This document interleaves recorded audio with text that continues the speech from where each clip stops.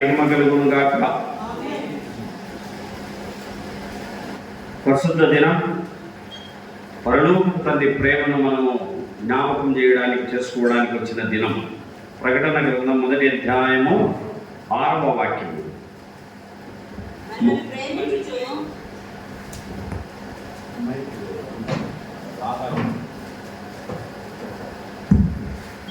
మనలను ప్రేమించుచు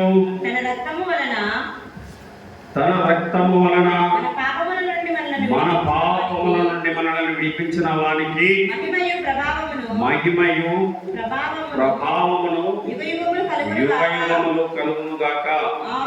ఆమేన్. ఆయన మనలను తన తండ్రియగు దేవునికి ఒక రాజ్యముగాను యాజకులను గాను చేసెను. ప్రియులారా, ఈ వచనములో దేవుడు మనలను ప్రేమిస్తున్నాడు.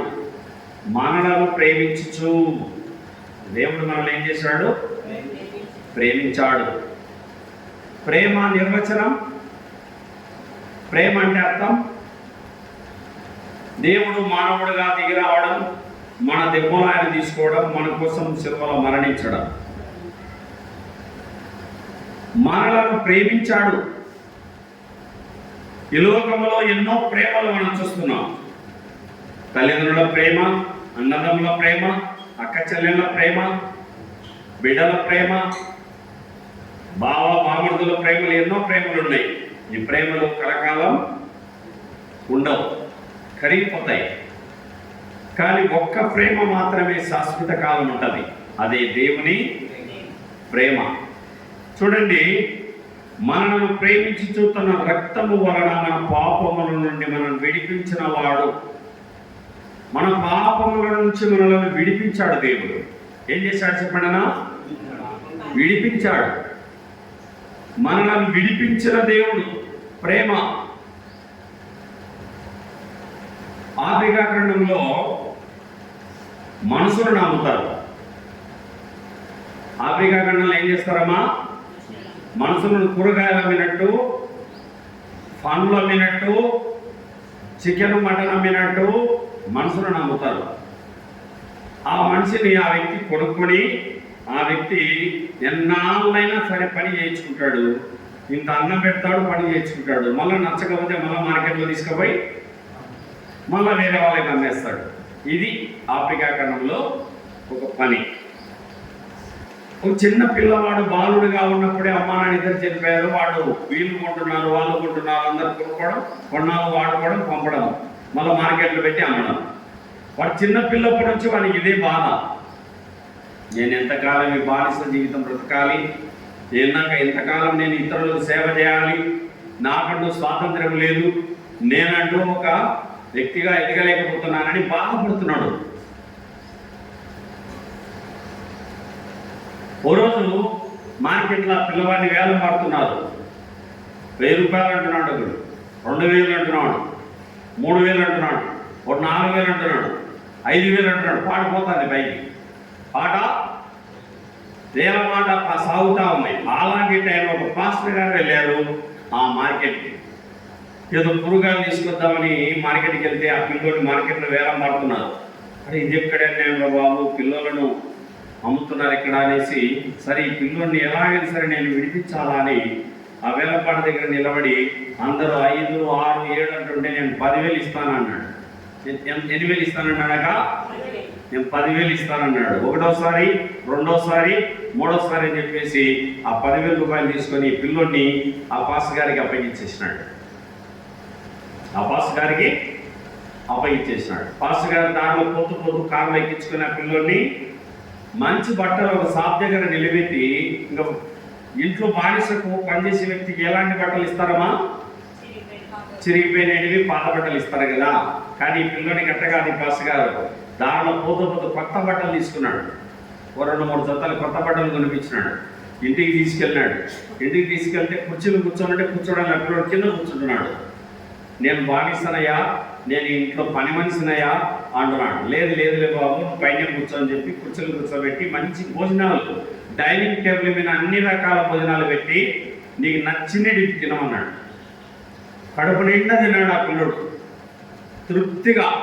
కడుపు నిండా తిన్న తర్వాత నువ్వు ఎవ్వరికి బానిసవు కాదు, నువ్వు ఎవరి దగ్గర పని చేయాల్సిన అవసరం లేదు, నీట్గా స్నానం చేసినావు, కొత్త బట్టలు వేసుకున్నావు, కడుపు నిండా భోజనం చేసినావు, ఇక నీ ఇంటికి నువ్వు వెళ్ళొచ్చు, నువ్వు ఎక్కడికైనా వెళ్ళిపో, నువ్వు ఎక్కడికైనా వెళ్ళిపో, స్వేచ్ఛగా హ్యాపీగా ఆరాముగా ఆనందంగా గడుపుకునే జీవితాన్ని అని చెప్పి పంపించేసినారు. పంపిస్తే ఆ పిల్లవాడు నాకు ఇంతే చాలు, నేను అనుకున్నది నాకు నెరవేరింది, నేను బానిసను కాదు, ఇప్పుడు నేను కూడా స్వతంత్రుణ్ణి, ఇంక నేను కష్టపడి పనిచేసుకొని స్వతంత్రంగా నేను బతుక్కోవచ్చు అని అనుకున్న సమయంలో పరిగెత్తుకుపోతా ఉంటే నేను ఎక్కడ ఉండాలి, నేను ఎలా భోజనం అని సిద్ధపరచుకోవాలనేసి ఆలోచన చేసి ఇంతకన్నా మంచి వ్యక్తి నాకు ఎక్కడ కూడా దొరకడు. నాకు డబ్బులు కట్టినాడు, నన్ను విడిపించినాడు, నాకు బట్టలు కొనిపించినాడు, నాకు భోజనం పెట్టినాడు, నువ్వు వెళ్ళిపో అన్నాడు. సరే ఎక్కడో వెళ్ళి ఎవరో ఒకరి దగ్గర నేను ఉండాల్సిందే, అదేదో ఈయన దగ్గరే, ఈ పాస్టర్ గారి దగ్గరే నేను ఉండిపోతాను, నేను ఇక్కడే పని చేస్తూ నేను ఆయనకే సేవ చేసుకుంటానని మళ్ళీ అటు దాకా పరిగెత్తిన అబ్బాయి మరలా పరిగెత్తుకుంటూ వచ్చి పాస్టర్ గారి దగ్గర సరెండర్ అయిపోయినాడు. నేను ఎక్కడికి పోను పాస్టర్ గారు, నేను మీ దగ్గరే ఉంటాను, మీతోనే ఉంటాను అని చెప్పినప్పుడు ఆయనకు పాస్టర్కు పిల్లలు లేకుంటే ఆ యొక్క బాబును కుమారుడిగా పెంచుకున్నాడు. గమనించాలి, ఈ బాబుకు స్వాతంత్రం లేదు, బానిస జీవితాన్ని జీవిస్తున్నటువంటి బాబుకు విడుదలిచ్చాడు, 2 మంచి బట్టలు ఇచ్చాడు, మంచి భోజనం ఇచ్చాడు, తిరిగి ఆ ఇంటికి వారసునిగా దత్తుతో కుమారునిగా స్వీకరించుకున్నాడు.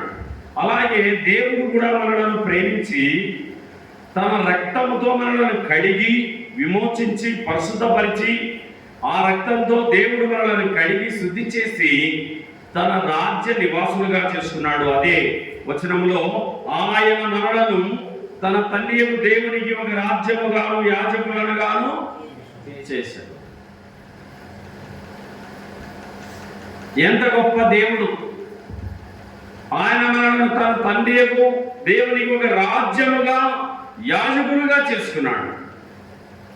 ఈరోజు జీవము గల దేవుని ప్రజలుగా మనం పిలువబడుతున్నాం.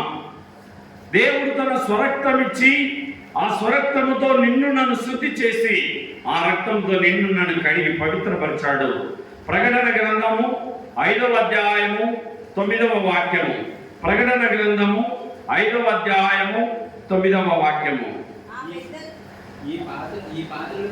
ఆ పెద్దలు నీవు ఆ గ్రంథమును తీసుకొని దాని ముద్రలను విప్పుటకు యోగ్యుడవు, నీవు వధింపబడిన వాడవై నీ రక్తమిచ్చి ప్రతి వంశములోను ఆయా భాషలు మాట్లాడే వారిలోను ప్రతి ప్రజలోను ప్రతి జనములోను దేవుని కొరకు మనుషులను కొని మా దేవునికి వారిని ఒక రాజ్యముగాను యాజకులను గాను చేసితివి. దేవుడు కొన్నాడు మనల్ని. దేవుడు తన రక్తముతో దేవుడు నిన్ను నన్ను కొనుక్కున్నాడు. ఈ వచనంలో మనం గమనించాలి.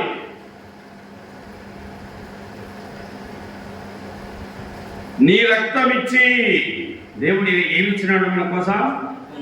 రక్తమునిచ్చాడు. దేవుడు తన స్వరక్తమునిచ్చి ప్రతి ప్రజలోను ప్రతి జనంలోను దేవుని కొరకు మనుషులను కొని ప్రతి వంశములోను దేవుడు తన రక్తంతో మనుషులను ఏం చేసుకున్నాడు? కొన్నాడు. ఎంత గొప్ప ప్రేమ! వెండి బంగారములతో దేవుడు నిన్ను నన్ను కొనలేదు. తన సొంత రక్తము ద్వారా దేవుడు నిన్ను నన్ను మనలను కొన్నాడు. కాబట్టి ఇక్కడ గమనిస్తే నీవు వధింపబడిన వాడవై, వధింపబడిన వాడు. దేవుడు శిలువలో మన కోసం చేతులలో గాయాలు, కాళ్ళలో గాయాలు, తలలో గాయం, గుండెల్లో కళ్ళెంత పడిచాడు, వీపంతా కొరడాలతో దున్నివేశారు. మన కోసం వేసుకుని ఏమైపోయినాడు? సొగసు కోల్పోయినాడు, స్వరూప కోల్పోయినాడు, ప్రాణాన్ని పణముగా పెట్టినాడు. మన కోసం మనకు బదులుగా, మనకు మారుగా దేవుడు తన చేతులనిచ్చాడు, మనకు తన కాళ్ళనిచ్చాడు, తన రక్తాన్ని దారులుగా చిందించినాడు. కాబట్టి మనం గమనించవచ్చు, నీవు వధింపబడిన వాడవై. దేవా, ఎంత గొప్ప ప్రేమ నా ఎడల!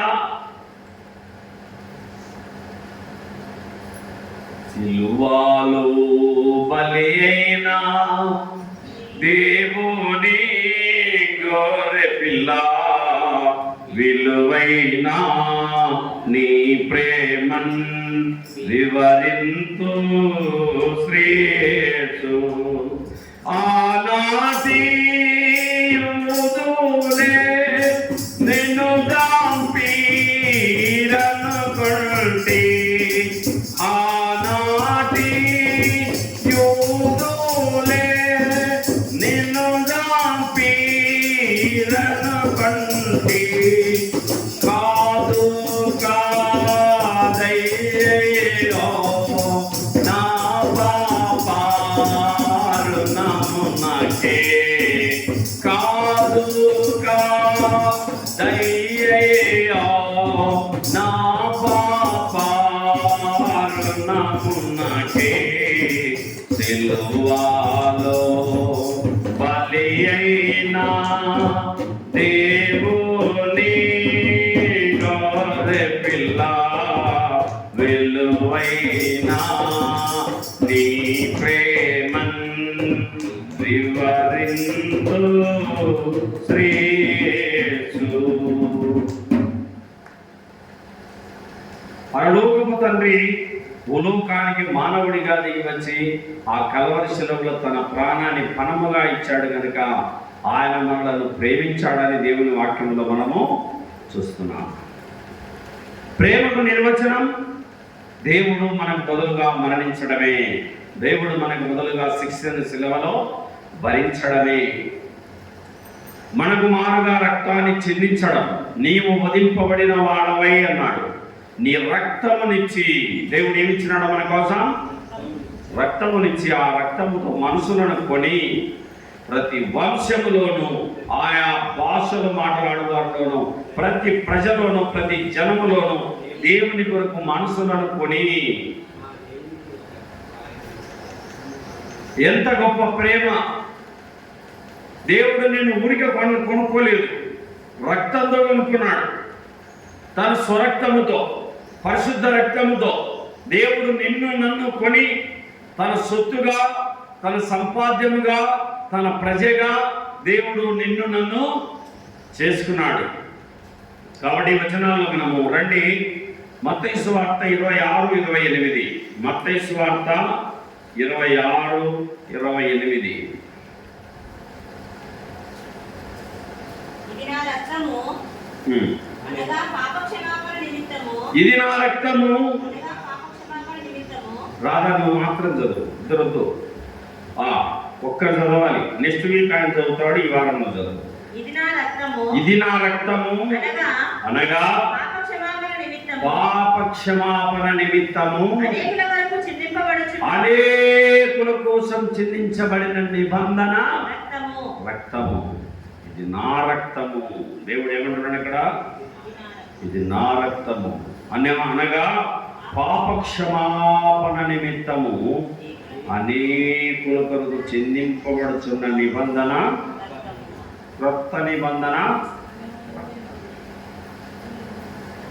నీకు నాకు పాప క్షమాపణ కలగాలంటే, నీవు నేను దేవుని బిడ్డగా మార్చబడాలంటే, పరలోకపు తండ్రికి కుమారులుగా కుమార్తెలుగా స్వీకరించబడాలంటే దేవుడు తన స్వరక్తాన్ని నీ కోసం నా కోసం చిందించవలసి వచ్చింది. ఇది నా రక్తం, అనేకుల పాప క్షమాపణ నిమిత్తమై చిందించబడుతున్న నిబంధన రక్తం. యేసు ప్రభు శిలువలో నీ కోసం నా కోసం చిందించిన రక్తం. అమూల్య రక్తము ద్వారా రక్షణ పొందిన జనులారా, సర్వశక్తుని ప్రజలారా, పరిశుద్ధులారా పాడెదము. ఘనత మహిమ స్తుతులను పరిశుద్ధులారా పాడెదము. కనికరము గల దేవుడు మానవ రూపము దాచెను. కనికరము గల దేవుడు మానవ రూపము దాచెను. ప్రాణము సిలువలో బలి చేసి మనలా విమోచించెను. ఆముల రక్తము ద్వారా రక్షణ పొందిన జనులారా, సర్వశక్తుని ప్రజలారా, పరిశుద్ధులారా పాడెదము. ఘనత మహిమ స్తుతులను పరిశుద్ధులారా పాడెదము. ఎంత గొప్ప బాగా పాడాడు భక్తుడు.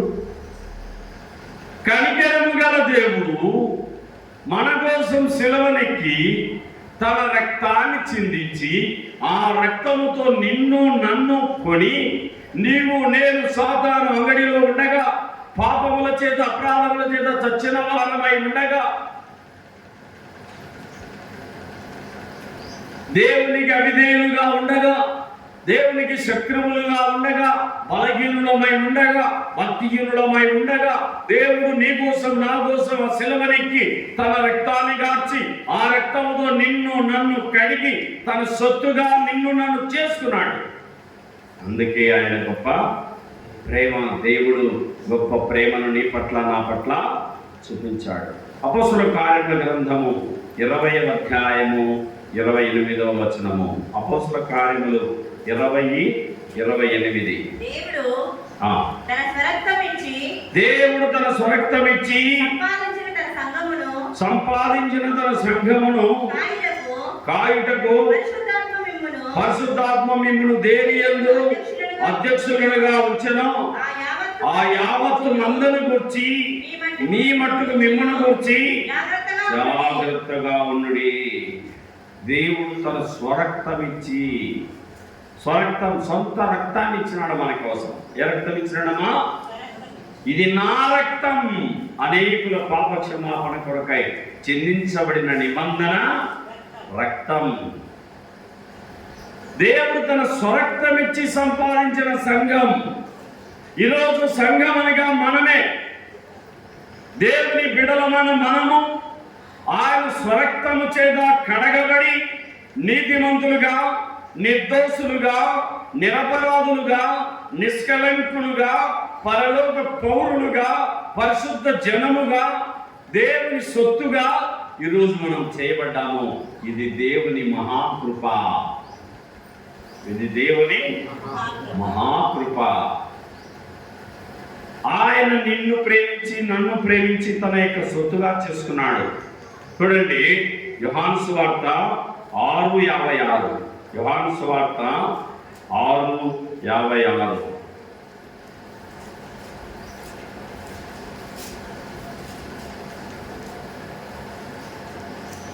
నా శరీరము తిని నా రక్తం త్రాగువాడు నాయందును, నేను వాని యందు నిలిచి ఉందును.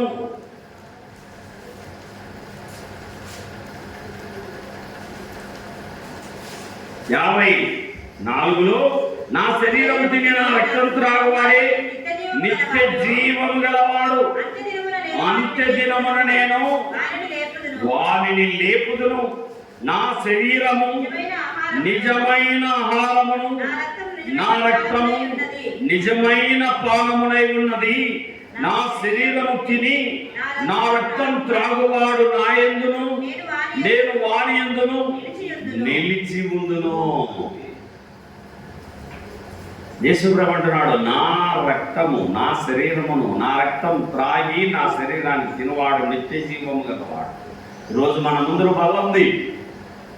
బలలో మనం చేయిస్తున్నాం. ఇది శరీరము, దేవుని శరీరంలో ద్రాక్షరసం త్రాగుతున్నాం. అది ఆయన రక్తానికి సాదృశ్యంగా. ఆయన ప్రభువైన యేసు తాను అప్పగించబడిన రాత్రి ఒక రొట్టెనెత్తుకొని కృతజ్ఞతలు చెల్లించి, ఇది మీకోసమై విరవబడిన నా శరీరము, నన్ను జ్ఞాపకం చేసుకున్నటకై దీనిని చేయుడి అన్నాడు.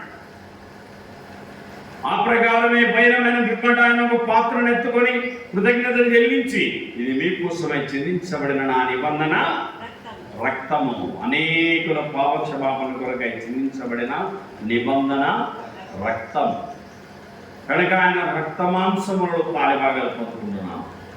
నా శరీరం తిని నా రక్తం త్రాగువాడే నిత్య జీవం గలవాడు. నా శరీరం తిని నా రక్తం త్రాగువాడు ఎందు నేను ఉంటాను, నా ఎందు ఆయన ఉంటాడు అంటున్నాడు. అందుకే ఈరోజు ప్రభు వల్లలో మనము చెయ్యి వేస్తున్నాం. యోహాను సువార్త 19:34, యోహాను సువార్త 19వ అధ్యాయము 34వ వచనము. సైనికులలో ఒకడు ఈటతో ఆయన ప్రక్కన పొడిచెను, వెంటనే రక్తమును నీళ్లను కారెను. సైనికులలో ఒకడు ఏం చేశాడట? శిలువలో ప్రాణం పెడుతున్న యేసు ప్రభు బల్లెంతో పడిచాడట. ఈటతో పడిచినప్పుడు రక్తము గారింది, ఉన్న రక్తమంతా వచ్చేసింది. ప్రతి ఘోర పాపమును కడుగును మన యేసయ్యా రక్తము, బహు దుఃఖములో మునిగిని చెమట రక్తముగా మారెని యేసు రక్తము, రక్తము, రక్తము, యేసు రక్తము, రక్తము, రక్తము, అమూల్యమైన రక్తము, నిష్కలంకమైన రక్తము, యేసు రక్తము, రక్తము, రక్తము, మన సాక్షిని శుద్ధి చేయును మన యేసయ్యా రక్తము, మన సాక్షిని శుద్ధి చేయును మన యేసయ్యా రక్తము, మన శిక్షను భరించెను, సంకారమును రక్షించెను యేసు రక్తము, రక్తము, రక్తము, అమూల్యమైన రక్తము, నిష్కలంకమైన రక్తము, యేసు రక్తము, రక్తము, రక్తము. యేసు రక్తం మనల్ని మనసాక్షిని శుద్ధి, మన పాపముల నుంచి మనల్ని కడిగి పరిశుద్ధ పరచింది. రండి దేవుని వాక్యము రోమాపత్రిక 5వ అధ్యాయము 9వ వాక్యము. రోమా 5:9. కాబట్టి ఆయన రక్తము వలన ఇప్పుడు నీతిమంతులుగా తీర్చబడి మరింత నిశ్చయముగా ఆయన ద్వారా ఉగ్రత నుండి రక్షింపబడదుము. ఆయన రక్తము వలన ఇప్పుడు నీతిమంతులుగా తీర్చబడితిమి. యేసు ప్రభు రక్తంలో మనం ఏం చేయబడ్డాము? నీతిమంతులుగా తీర్చబడ్డాము. శిలువలో ప్రభు నీ కోసం చిందించిన పవిత్ర రక్తంతో నిలువెల్ల రక్తపు ముద్దగా మార్చబడిన ప్రభువైన యేసుక్రీస్తు రక్తం ద్వారా మనం నీతిమంతులుగా తీర్చబడ్డాం. ఎలా తీర్చబడ్డామా? నీతిమంతులుగా తీర్చబడ్డాం. చదవండి అక్కడే. ఆయన రక్తం వలన ఇప్పుడు నీతిమంతులుగా తీర్చబడి మరింత నిశ్చయముగా ఆయన ఉగ్రత నుండి రక్షింపబడదుము, తప్పింపబడదుము. రక్షణ దొరికింది. ఉగ్రత వారి నుంచి కాపాడిన దేవుడు శిలువలో నీ కోసం నా కోసం శిలువలో చిందించిన ఆ పరిశుద్ధ రక్తం ద్వారా దేవుడు మనలను ఉగ్రత నుంచి తప్పించినాడు, నరకం నుంచి తప్పించినాడు, అగ్ని గుండమును తప్పించినాడు, నిత్య నరకాన్ని దేవుడు తప్పించినాడు. ఆయన రక్తం ద్వారా విడుదల, ఆయన రక్తం ద్వారా విమోచన, ఆయన రక్తం ద్వారా పాప క్షమాపణ, ఆయన రక్తం ద్వారా జీవము గల దేవుని రాజ్యము మనకు దొరికింది. కనుక మనము దేవుని యొక్క ప్రజలుగా మనం ఈరోజు పరిగణించబడుచున్నాం. రోమా లేక ఎబ్రీ 9:14 పౌలు ఎబ్రీలకు రాసిన పత్రిక 9వ అధ్యాయము 14వ వాక్యము. నిత్యుడగు ఆత్మ ద్వారా తన్ను తాను దేవునికి నిర్దోషినిగా అర్పించుకొనిన క్రీస్తు యొక్క రక్తము నిర్జీవ క్రియలను విడిచి జీవము గల దేవుని సేవించుటకు మీ మనస్సాక్షిని ఎంతో ఎక్కువగా శుద్ధి చేయును. మన మనస్సాక్షిని ఏం చేసింది? శుద్ధి.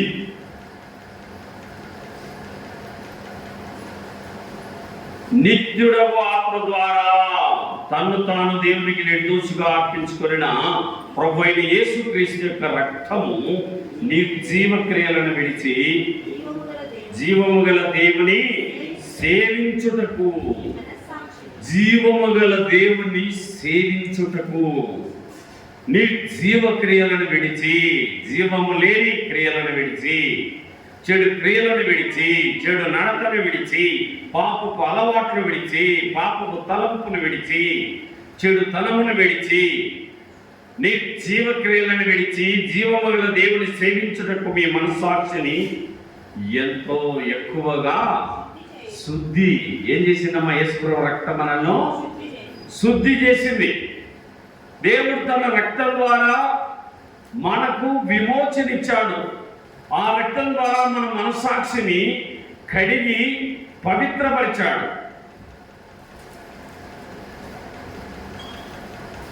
రండి, పేతురు రాసిన మొదటి పత్రిక 1వ అధ్యాయము 18వ వచనము. పేతురు రాసిన మొదటి పత్రిక 1వ అధ్యాయము 18వ వాక్యం. పితృపారంపర్యమైన మీ వ్యక్త ప్రవర్తనను విడిచిపెట్టినట్లుగా వెండి బంగారముల వంటి క్షయవస్తువుల చేత మీరు విమోచించబడలేదు గాని అమూల్యమైన రక్తము చేత, అనగా నిర్దోషమును నిష్కలంకమునగు గొర్రె పిల్ల వంటి క్రీస్తు రక్తము చేత విమోచింపబడితిరి. ఎంత మంచి మాట ఇక్కడ! ప్రభువైన యేసుక్రీస్తు శిలువ రక్తం ద్వారా విమోచించబడ్డా. ఈ చైర్లలో కూర్చోమా, ఈ ఛాయ్ ఫుల్గా చెప్పాను కదా, ఈ సైడ్ కూడా కూర్చోవచ్చు కంప్లీట్గా. కాబట్టి ఇక్కడ మనం గమనిస్తే అమూల్యమైన రక్తము చేత, ఏ రక్తం? అమూల్యమైన రక్తం. అమూల్య రక్తము ద్వారా,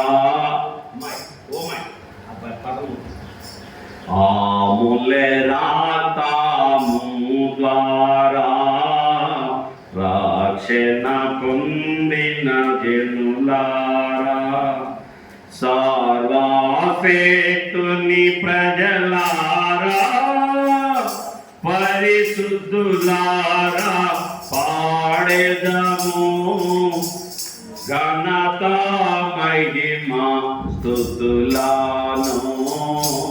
పరిశుద్ధులారా పాడెదము తన రక్తధారలలో మన పాపములను కడిగి, తన రక్తధారలలో మన పాపములను కడిగి, మన కన్నులను తెరచి మనలో నింపెను జ్ఞానముతో. అమూల్య రక్తము ద్వారా రక్షణ పొందిన జనులారా, పాపులమైన మన మీద చెర్యాగన ప్రేమ పాపులమైన మన మీద తనయ చెర్యాగన ప్రేమ కుమారించెను మన ప్రభు కృతజ్ఞత చెల్లించెదము కుమారించెను మన ప్రభు కృతజ్ఞత చెల్లించెదము ఆవులే రాకావు బారా రాకెన పొందిన జనులారా. ఏ రక్తం ద్వారా జనులమా మనము? అమూల్య రక్తం ద్వారా రక్షణ పొందిన జనులారా. అమూల్య రక్తం ద్వారా ఏం పొందుకున్నాం? రక్షణ. ఇప్పుడు వర్షం పడుతుంది, మనకు గొడుగు ఏమిస్తుంది? రక్షణ. అలాగే పరలోకపు దేవుడు భూలోకానికి దిగి వచ్చి తన రక్తాన్ని శిలువలో చెందించి ఆ రక్తముతో నీ పాపములను నా పాపములను కడిగి తన బిడ్డలుగా తన సొత్తుగా దేవుడు మనలను చేసుకున్నాడు గనుక ఆయన ప్రేమను మనము జ్ఞాపకము చేసుకోవాలి. రండి దేవుని వాక్యములో 1 యోహాను 1:7. అయితే ఆయన వెలుగులో ఉన్న ప్రకారము మనము వెలుగులో నడిచిన ఎడల మనము అన్యోన్య సహవాసము గల వారమై ఉందుము. అప్పుడు ఆయన కుమారుడైన యేసు రక్తము ప్రతి పాపము నుండి మనల్ని కడిగి పవిత్రులనుగా చేయును. యేసు రక్తం ప్రతి పాపము నుండి మనల్ని కడిగింది. ప్రతి పాపం అంటే అన్ని పాపాలు. నీకున్న ప్రతి పాపము నుంచి దేవుడు తన రక్తంతో నిన్ను కడుక్కున్నాడు. నీకు బదులుగా నాకు బదులుగా దేవుడు తన ప్రాణాన్ని పణముగా ఇచ్చాడు కలవరిలో. ఆ రక్తంతో నిన్ను నన్ను కడిగి తన బిడ్డలుగా నిన్ను నన్ను చేసుకున్నాడు. కనుక ఇక్కడ గమనిస్తే ఆయన కుమారుడైన యేసు రక్తం ప్రతి పాపము నుండి మనల్ని కడిగి పవిత్ర పరచెను. మానవుడు పాపాన్ని పోగొట్టుకోవడానికి ఎన్ని దానాలు, ధర్మాలు, వ్రతాలు, ఉపవాసాలు, యజ్ఞాలు, యాగాలు ఆచరిస్తున్నాడు. కలవరి శిలువలో ఒకే ఒక దహన బలి దేవుడే చెల్లించి తన ఒక్కగానొక్క కుమారుని ఆ కలవరిలో వధింపబడిన గొర్రెపిల్ల యేసు ప్రభు రక్తంలో నీ పాపములను నా పాపములను కడిగి వేసి సమస్త దుర్నీతి నుండి మనల్ని పవిత్రులనుగా చేశాడు. చూడండి, తీతుకు రాసిన పత్రిక, పౌలు తీతుకు రాసిన పత్రిక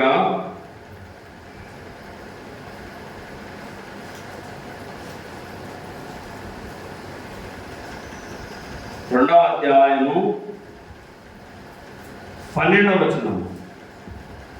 మనము భక్తిహీనతను ఇహలోక సంబంధమైన దురాశలను విసర్జించి శుభప్రదమైన నిరీక్షణ నిమిత్తము అనగా మహాదేవుడును మన రక్షకుడైన ప్రభువైన యేసుక్రీస్తు ప్రత్యక్షత కొరకు ఎదురు చూచుచు ఈ లోకములో స్వస్థ బుద్ధితోను నీతితోను బ్రతుకుచుండవలనని భక్తితోను బ్రతుకుచుండవలనని మనకు బోధించుచున్నది. ఆయన సమస్తమైన దుర్నీతి నుండి మనల్ని విమోచించి, మనం ఈ వచనం గమనించాలి, ఆయన సమస్తమైన దుర్నీతి నుండి మనల్ని విమోచించి సత్క్రియలేని ఆసక్తి గల ప్రజలను తన కోసం పవిత్రపరచుకొని తన సొత్తుగా చేసుకున్నకు తను తానే మన కొరకు అప్పగించుకొనెను.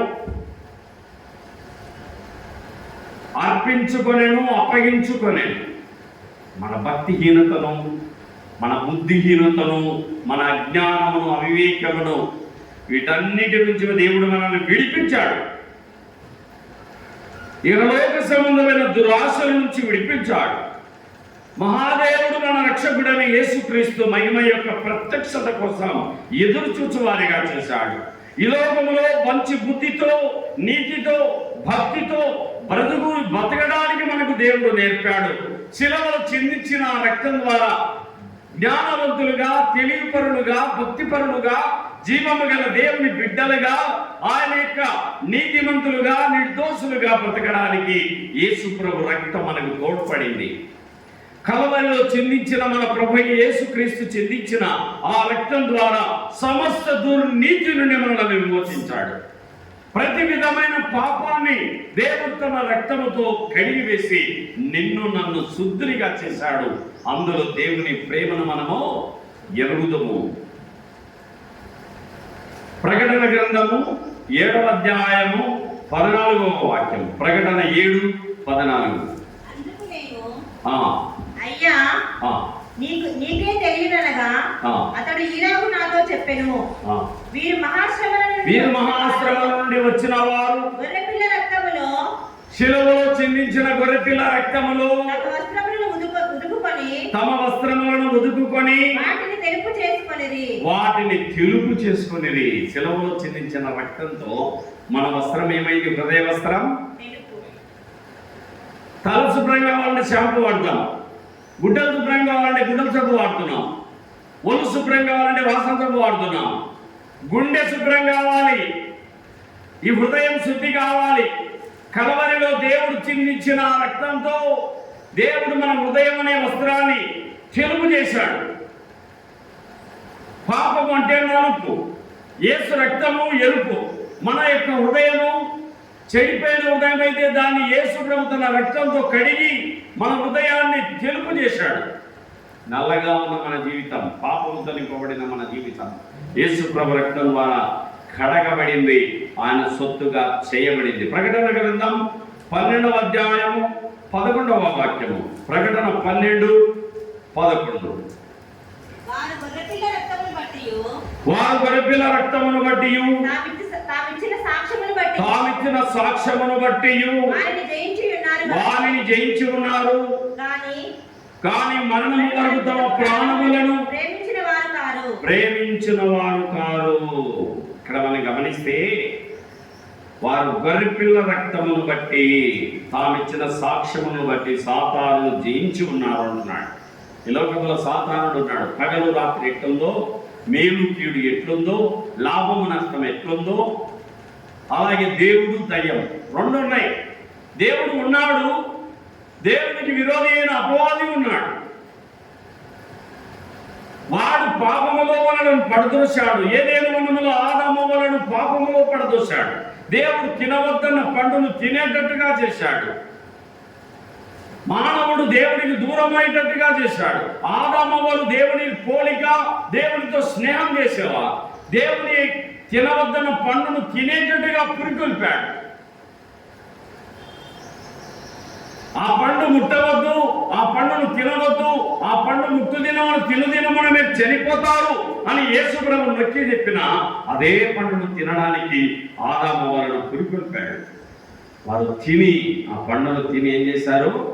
దారి తప్పిపోయారు, యేసు ప్రభువుకు దూరమైపోయారు. దూరమైపోయిన మానవాళిని దేవుడు ప్రేమించి యేసు ప్రభు రూపంలో యేసు ప్రభు దేవుడు దిగి వచ్చి సకల మానవాళి పాపం కోసం శిలువలో రక్తాన్ని చిందించి ఆ రక్తం ద్వారా మానవాళికి విడుదల, విమోచన, క్షమాపణను దేవుడు ప్రసాదించాడు. కనుక వారు గొర్రెపిల్ల రక్తాన్ని బట్టి తామిచ్చిన సాక్ష్యాన్ని బట్టి సాతానును జయించి ఉన్నారు. సాతానును జయించి ఉన్నారు. లోకాన్ని జయించాము, పాపాన్ని జయించాము. యేసు ప్రభు రక్తము సకల దుర్నీతి నుంచి, సకల పాపముల నుంచి మనల్ని కడిగింది కనుక మనం నీతిమంతులుగా చేయబడ్డాము. సమయంలో దేవుని ప్రేమ ఎంత గొప్పదో మనం జ్ఞాపకము. వాస్తవంగా ఆ దెబ్బలు మనం తినాలి, ఆ శిక్ష మనం తీసుకోవాలి. కానీ దేవుడు నీ కోసం నా కోసం నలిగిపోయి ఆ రక్తంతో దేవుడు నిన్ను నన్ను శుద్ధి చేశాడు. ఆ రక్తంతో నిన్ను నన్ను కొని పరిశుద్ధపరిచాడు. కనుక ఆ కలవరి ప్రేమను తలంచుచు దేవునికి కృతజ్ఞతలు చెల్లిద్దాం. ప్రభు తన మాటలు దీవించుగాక.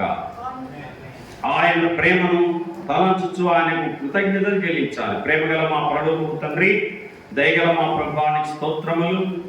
దేవా, సకల దుర్నీతి నుండి సకల పాపముల నుంచి మనల్ని విమోచించడానికి మీ ప్రియ కుమారుడైన ప్రభువైన యేసుక్రీస్తు వారిని లోకానికి పంపి మాకు మారుగా మాకు బదులుగా సిలువలో వధింపబడిన గొర్రెపిల్ల రక్తంతో మా హృదయ వస్త్రాన్ని శుద్ధి చేసి నీతిమంతులను చేసి నిరపరాధులను చేసి దేవా, నిష్కలంకమైన పవిత్రమైన ఆ రక్తంతో, అమూల్యమైన ఆ రక్తంతో మమ్మల్ని కడిగి పరలోక రాజ్య వారసులుగా, యాజకులుగా, దేవుని జనాంగముగా, పరలోక పౌరులుగా మమ్మల్ని చేసినందుకు వేలాది స్తోత్రాలు, వేలాది కృతజ్ఞతలు.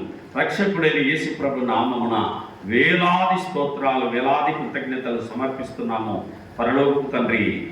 ఆమేన్.